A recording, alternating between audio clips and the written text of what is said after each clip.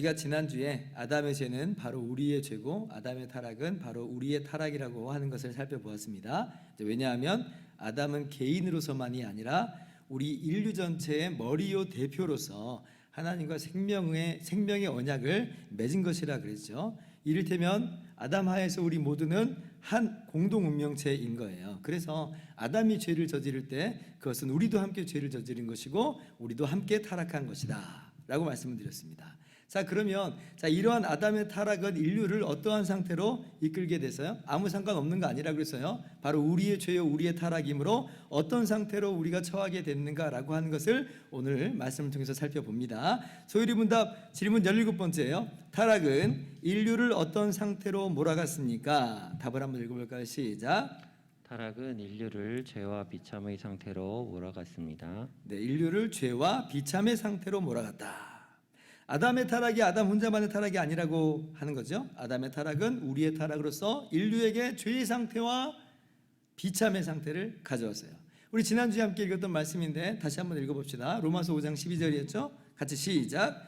그러므로 한 사람으로 말미암아 죄가 세상에 들어오고 죄로 말미암아 사망이 들어왔나니 이와 같이 모든 사람이 죄를 지었으므로 사망이 모든 사람에게 이르렀느니라. 자, 말씀 보세요. 아담의 죄로 인해 모든 사람이 죄를 지은 상태가 되었다 말씀하시죠. 이와 같이 모든 사람이 죄를 지었으므로 그러잖아요. 자, 그렇게 모든 사람이 죄를 지은 상태가 되었으므로 어때요?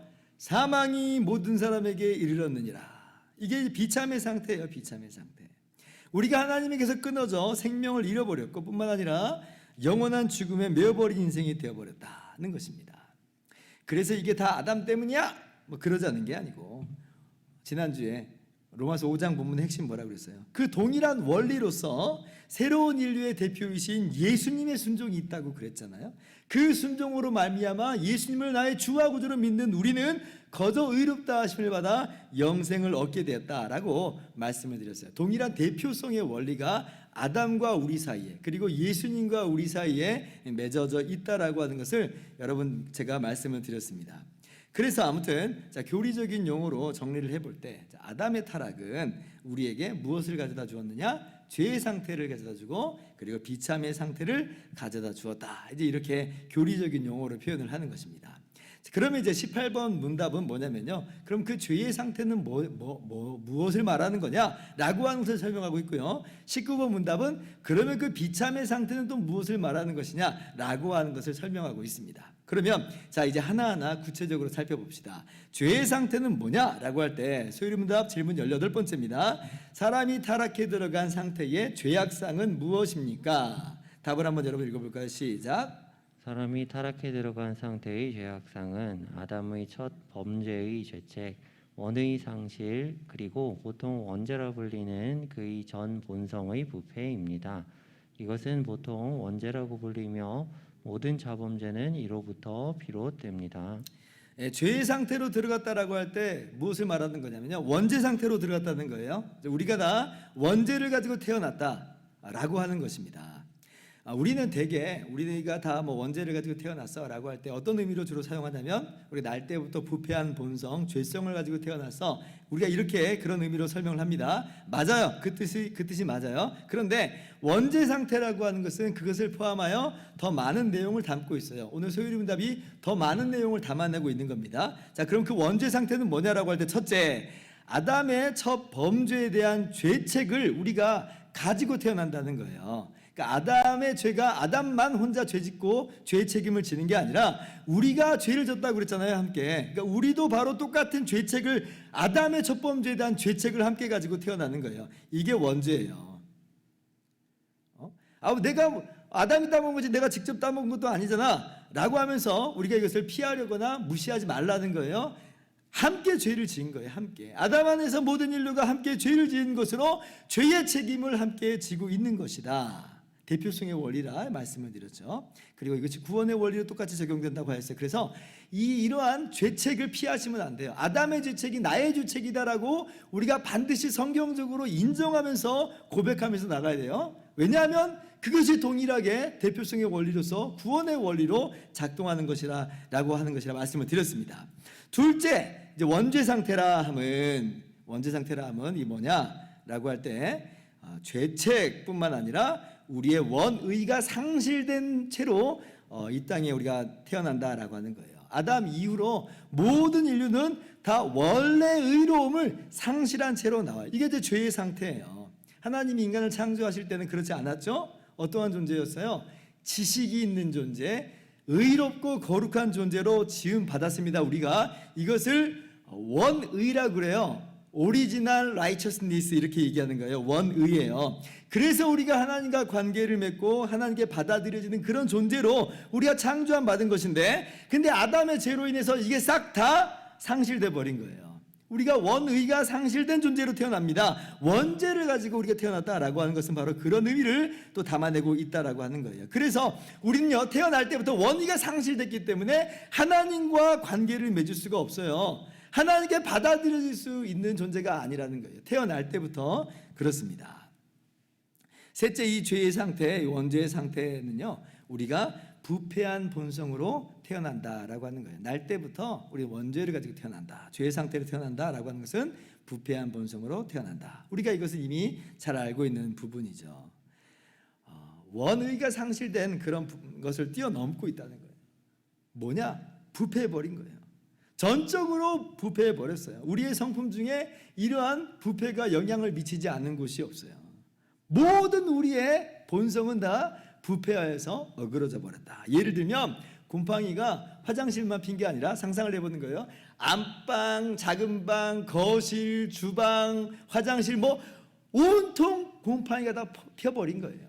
이게 바로 우리가 타고난 이 죄의 상태, 원죄라는 거죠. 원죄의 상태라는 거죠. 우리는 부패한 본성을 가지고 태어난다라고 하는 거예요. 그래서 이렇게 우리가 구석구석 다 부패해 버렸기 때문에 이러한 부패성에서 나오는 모든 우리의 말과 행동들과 생각은 다 부패한 것으로 나와요. 다 부패한 것으로 나와요.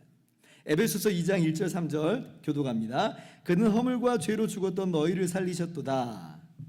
그때 너희는 그 가운데서 행하여 이 세상 풍조를 따르고 공중의 권세 잡은 자를 따랐으니 곧 지금 불순종의 아들들 가운데서 역사하는 영이라. 같이요. 전에는 우리도 다 그 가운데서 우리 육체의 욕심을 따라 지내며 육체와 마음에 원하는 것을 하여 다른 이들과 같이 본질상 진노의 자녀이었더니. 자, 1절 보면 허물과 죄로 죽었던 너희다 그러죠. 아니 목사님, 우리가 지금 두 눈 시퍼렇게 뜨고 살아있는데 죽었다니요? 무슨 말이에요? 영적으로 죽었다는 거예요. 자, 그래서 우리가 어떻게 살고 있어요? 3절 말씀 보면요, 우리의 육체와 마음이 원하는 대로 살고 있는데 전부 그래서 나오는 건 뭐냐면 육체의 정욕에 이끌린 삶이다. 선한 것이 나오질 않아요. 하나님의 진노를 받을 수밖에 없는 그런 인생으로 나타난다는 거예요. 왜 그래요? 원죄 상태로 태어났기 때문에 그래요. 원죄를 가지고 태어나서 그래요. 본질이 바뀌어버렸어요. 본질상 진노의 자녀로 우리가 태어났기 때문에 지금 이러한 삶의 모습으로 우리가 나타나고 있는 것이다 라고 하는 것이죠. 그래서 다윗이 시편 51편 5절에 뭐라고 고백합니까? 내가 죄악 중에 출생하였으며 어머니가 죄 중에서 나를 잉태하였나이다. 지금 태어나서 살다 보니 죄인으로 나타나고 죄인이 돼버린 게 아니라 태어날 때부터 죄인으로 태어났다는 거예요. 원죄 상태로 태어났다는 거예요. 죄의 상태로 태어났다는 거예요. 여러분, 다윗이 어떤 사람이에요? 이스라엘 역사상 모든 이후의 왕의 기준이고 표준이 된 훌륭하고 위대한 왕이에요. 그런데 이것이 다윗의 고백이에요. 나는 태어날 때부터 죄의 상태로 태어났습니다. 나는 태어날 때부터 죄인입니다. 원죄를 가지고 태어났다는 거예요. 그리고 보니 다윗의 삶 가운데서 어떤 삶이 나와 있어요? 바세바와 간음을 저지르고, 그렇게 그 가정을 파괴하고, 그것도 모자라서 바세바의 아내인 우리아를 이 전장에서 죽이도록 살인을 교사하고 그렇습니다. 아니 세상에 다윗이 그렇단 말이야? 라고 할 정도로 진짜 어마어마한 죄를 저지른 거예요. 그 모습만 본다면 우리가 다윗보다 좀 나은 것 같아요. 우리도 죄인 마치 똑같은 죄인이지만, 죄인 아니라는 거 아니지만 다윗과 같은 죄를 저지르지는 우리가 않았잖아요. 그런데 나중에 다윗이 죄를 깨닫고 회개하는 내용이 시편 51편인데 그 고백이 바로 이거예요. 자기가 그래도 제법 훌륭한 사람인 줄 알았는데 전혀 아니라는 걸 처절하게 깨달은 거죠. 태어날 때부터 죄인이라고 하는 것을, 그래서 이 안에서 솟구쳐서 흐르는 것은 다 죄뿐이라고 하는 것을 깨닫게 된 거예요. 그래서 이것을요, 우리가 지금 짓는 죄는 뭐 어쩔 수 없는 거네요, 다 원죄 때문이네요 하면서 변명하고 핑계를 대자는 게 아닙니다. 자신이 지금 저지른 죄를 통해서 더 근본적으로 우리가 얼마나 죄된 상태인 것인지를, 얼마나 죄인인지를 뼛속 깊이 자각하자는 거예요. 알고 보니 나는 근본적으로 죄인이었구나. 지금 살아가는 죄 때문에 죄인 것뿐만 아니라 더 깊이 들어가 보면 정말 스스로 어떻게 이걸 바꿀 수 없는 뼛속 깊은 망할 죄인이구나 깨닫는 거죠. 여러분, 다윗만 그런 건 아니에요. 우리의 인생을 한번 돌아보세요. 어떤 저명한 교수들, 정치인들, 법조인들, 또 종교인들, 어느 날 죄가 드러났다라고 하는 신문 기사가 종종 심심찮게 나와요. 아니, 세상에 사회적으로 그렇게 인정받는 사람, 아니 멀쩡하게 보이는 사람, 잘 먹고 잘 사는데 아무런 문제가 없는 사람도요, 근데 정말 너무나 어이없는 죄 가운데 그렇게 뒹굴고 살아가는 모습이 나온단 말이에요. 아니, 세상에 이런 나쁜 놈이 있나? 정말 의아한데 근데 어때요? 나이가 들면 들수록 이런 기사들이 놀라워요? 안 놀라워요. 왜 그래요? 이 긴 시간을 살아오면서 우리가 뭘 보고 있냐면 인간이라는 존재가 얼마나 뼛속 깊이 죄인인지를 너무나 잘 알고 있기 때문에 그 기사들을 보고도 별로 놀라지 않아요. 정말 나쁜 놈 그러긴 하는데 아유, 별 수 없는 인간이야. 우리의 인간됨을 우리가 너무나 잘 알고 있기 때문에 그래요. 경험적으로 우리 자신도 그러니까. 그래서요, 자, 우리가 처한 이 죄의 상태는 뭐냐? 원죄 상태. 태어날 때부터 원죄를 가지고 있는, 아담 안에서 함께 죄를 저지른 그 원죄 상태로 태어났다. 그래서 우리의 인생은 또한 매일같이 죄 짓는 인생, 자범죄 상태로 살아가요. 원죄 상태로 태어나서 자범죄 상태로 살아갑니다. 우리가 죄 짓지 않을 때가 없어요. 매일같이 죄를 짓고 살아가는 우리의 모습이다. 예수님께서 이렇게 말씀하셨죠. 마태복음 15장 18절, 입에서 나오는 것들은 마음에서 나오나니 이것이야말로 사람을 더럽게 하느니라. 19절 같이요. 마음에서 나오는 것은 악한 생각과 살인과 간음과 음란과 도둑질과 거짓 증언과 비방이니. 마음이 죄로 인해서 부패해 버리니까요. 어때요? 우리 생각도 악한 생각으로 가득해요. 우리의 입술은 어때요? 우리 마음이 부패해 버리니까 우리의 입술에서 나오는 것은 온통 악한 말들, 속임수, 거짓말, 거짓 증언, 비방, 모함, 험담, 이게 우리의 입술에서 나오는 것들이에요. 마음이 부패하니까 우리의 행동은 어때요? 살인과 간음과 음란과 도둑질. 우리의 모든 삶의 발자국들이 다 죄뿐이다. 그래서 성경이 뭐라고 말해요? 의인은 없나니 하나도 없다. 원죄의 상태에서도 우리는 죄인이요, 자범죄 상태에서도 우리는 모두 다 죄인이라는 거예요. 다 치우쳐서 악을 행할 따름이지 완벽하게 완전하게 선을 행하는 자는 하나도 없다. 이것이 바로 우리가 처한 죄의 상태라고 하는 것이에요. 자, 그러면 이제 19번 문답으로 가봅시다. 우리가 죄의 상태뿐 아니라 이제 비참한 상태로 전락하게 됐다. 그렇게 성경이 가르쳐 주죠. 19번 질문입니다. 사람이 타락해 들어간 상태의 비참함은 무엇입니까? 답을 읽어볼까요? 시작.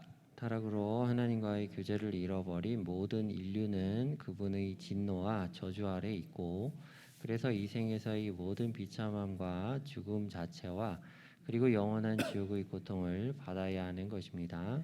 여러분, 사람이요 얼마나 타락했는지 만약에 18번 문답으로만 끝나면 우리는 아마 어떨 것 같으냐면 이럴 거예요. 그래서 어쨌단 말이야? 내가 죄를 짓건 말건 그게 무슨 대수인데, 그럴 거예요. 이게 우리가 얼마나 타락한 모습인지 잘 보여주는 그런 내용이에요. 18번 문답을 보고서는 그래 우리 죄인이야 이러고 그쳐버린다는 거예요. 이게 얼마나 잘못된 것인지, 얼마나 심각한 것인지 몰라요. 그만큼 부패해버렸어요. 참 지식이 상실돼 버렸어요. 마치 정말 나병처럼 무감각해져 버린 거예요. 전혀 알지를 못해요. 19번 문답을 보고 나서야 우리는 죄의 심각성을 깨닫습니다. 19번 문답이 뭐예요? 그 죄로 말미암는 비참한 상태거든요. 비참한 상태. 그래서 이 죄로 말미암는 이 비참한 상태는요, 어떻게 보면 우리의 죄의 상태를 깨우쳐 주시는 하나님의 귀한 섭리와도 같다, 이렇게 볼 수도 있어요. 근데 여러분, 이 비참한 상태를 보고도 죄의 상태를 깨닫지 못하면, 그래서 예수님을 나의 주와 구주로 믿는 그렇지 않다면 이 비참의 상태는요 그야말로 어마어마한 저주가 될 것입니다. 자, 그렇다면 타락한 우리 인류가 처하게 된 비참의 상태는 무엇인가요? 첫 번째, 하나님과의 교제가 깨져버렸죠. 이게 비참의 상태예요. 이것을 영적 죽음이다 그렇게 이야기합니다. 하나님께서 아담에게 선악을 알게 한 나무의 열매를 먹는 날에는 반드시 죽으리라 하셨어요. 그죠? 자, 그런데 먹었는데 아담이 당장 죽지는 않았잖아요. 그래서 우리 갸우뚱해요. 아니 뭐 죽지 않았네. 이게 어떻게 된 것이지? 라고 하지만 사실은 이미 죽은 거예요. 어떤 측면에서? 영적인 측면에서 죽은 거예요. 하나님과의 교제 관계가 끊어졌다. 분리된 거예요. 하나님과의 분리가 영적인 죽음이거든요. 인간이요, 참 빛이시요 생명이신 하나님과 분리된 순간 죽은 거예요. 죽은 거. 그래서 아담이 선악과를 따먹고 나서 그 최초의 행동이 몇 가지 나오는데 그 중에 하나가 뭐냐면 하나님을 피하여 숨는 거죠. 하나님과 분리시키는 거예요. 자기를. 창세기 3장 8절부터 10절 봅니다. 그들이 그날 바람이 불 때 동산을 거니시는 여호와 하나님의 소리를 듣고 아담과 그의 아내가 여호와 하나님의 낯을 피하여 동산 나무 사이에 숨은지라. 9절. 여호와 하나님이 아담을 부르시며 그에게 이르시되 내가 어디 있느냐. 같이요. 이르되 내가 동산에서 하나님의 소리를 듣고 내가 벗었으므로 두려워하여 숨었나이다. 하나님의 낯을 피하여 숨어버려요. 하나님을 두려워해요. 뭐 숨을래야 숨을 수도 없는 노릇인데 숨는 거죠. 여러분 너무 갑작스러운 단절 아니에요? 이전까지는 안 그랬단 말이에요. 하나님과 교제하면서 살았어요. 하나님을 두려워하지 않았어요. 근데 어느 날 갑자기 하나님을 두려워하게 됐습니다. 어느 날 갑자기 하나님을 피하여 숨어요. 어떻게 해서 그렇게 된 거예요? 죽은 거예요. 죽은 거.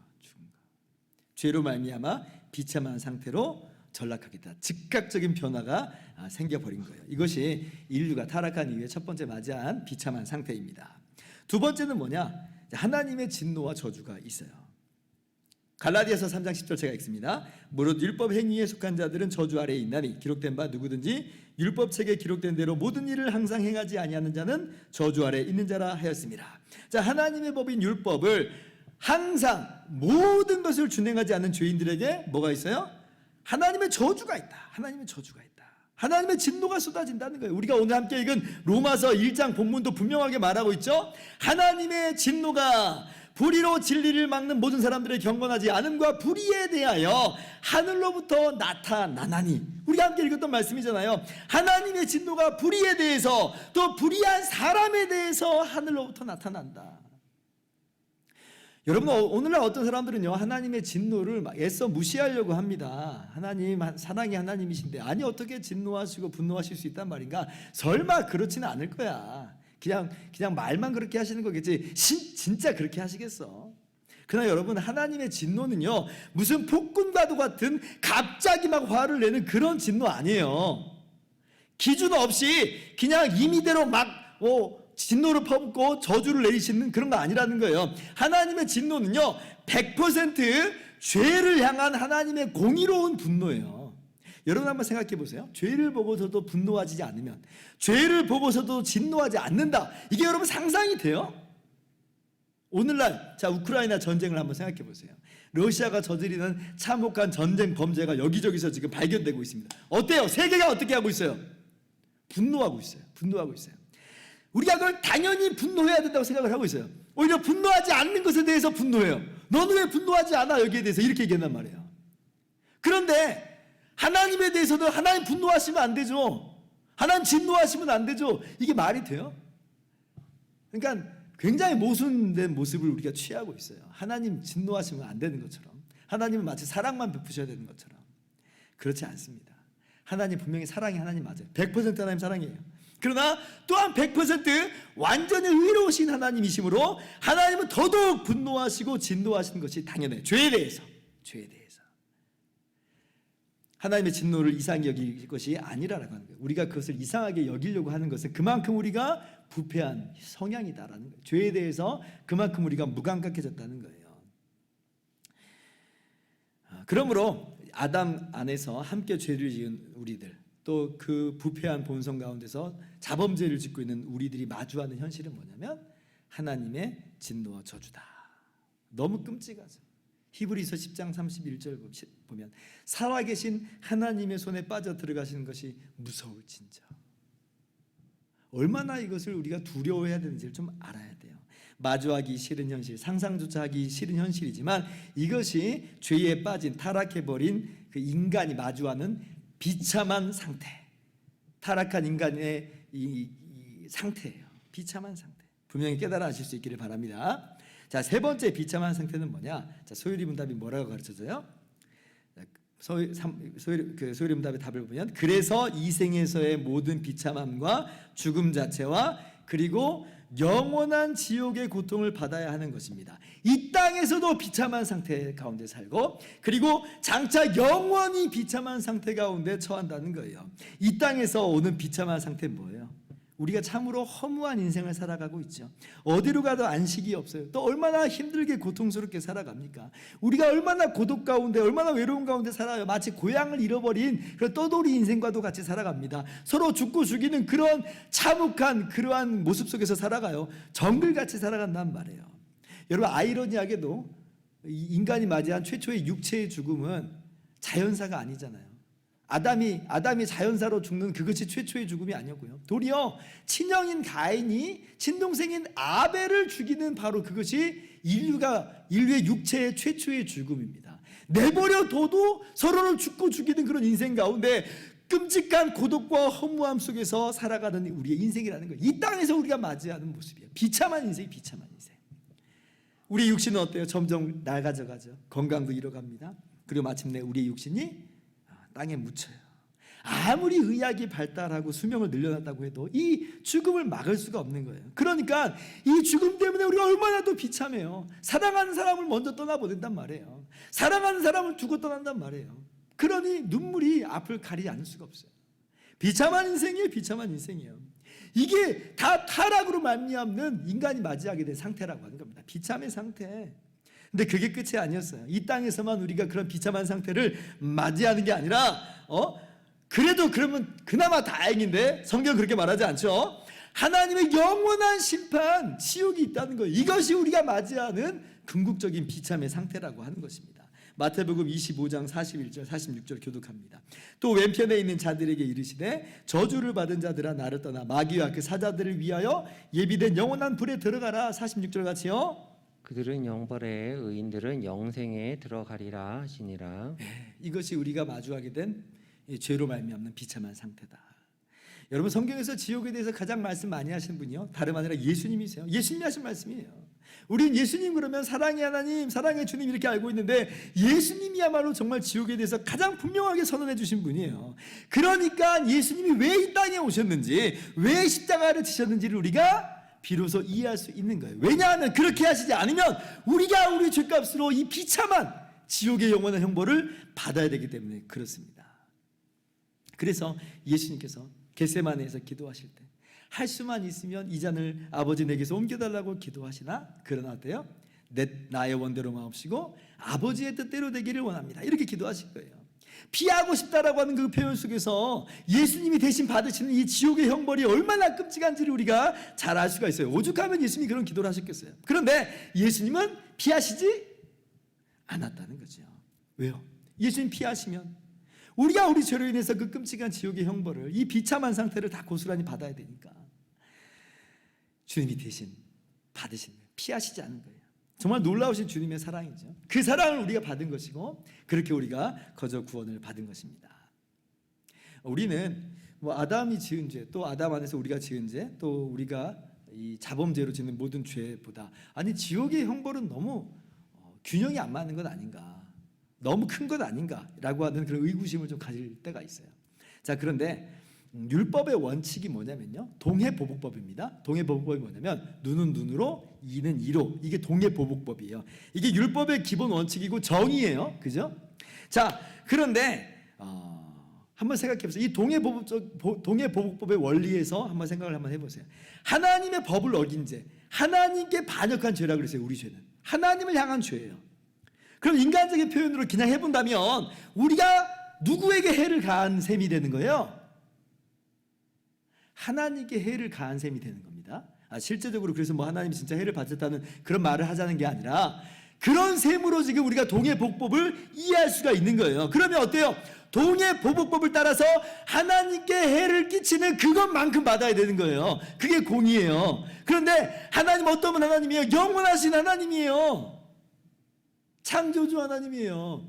그렇다면 그 수준으로 벌을 받아야 된다는 건데 그게 뭐냐면 그게 지옥의 형벌인 겁니다. 동해보복법이에요, 사실은. 여러분, 이것이 인간이 처한 이 비참한 상태다. 그래서 이런 비참한 상태를 깨달을 때 우리는 우리의 죄의 상태가 얼마나 끔찍한지를 알게 돼요. 그렇죠? 근데 이 비참한 상태를 듣고도 깨닫지 못한다면, 자신의 죄의 상태를 발견하지 못하면 그 사람은 주님께 나오지를 않아요. 이 시간에 여러분 다 이 죄의 상태를 분명하게 깨닫고, 그러므로 우리가 얼마나 죄인인지를, 이게 얼마나 무서운 것인지를 바르게 알아서, 그러나 우리를 위해서 대신 이 땅에 오시고 십자가를 지신 주님의 그 은혜와 사랑의 크기를 분명하게 더욱더 깨닫고 확신하며 그 안에서 참된 평강을 누리실 수 있기를 바랍니다. 자, 이제 정리하겠습니다. 아담의 타락은 아담만의 타락이 아니라 아담 안에서 우리 모두의 타락이에요. 그 타락으로 인해서 우리가 죄의 상태요, 비참한 상태로 전락해 버렸다. 자, 다시 죄의 상태는 두 가지입니다. 원죄 상태를 가지고 태어나는 거라고 했어요. 그리고 그 원죄로 말미암아 자범죄를 짓고 살아갈 수밖에 없는 그런 상태로 우리가 지금 살아가고 있다. 이게 바로 죄의 상태. 비참의 상태는 뭐예요?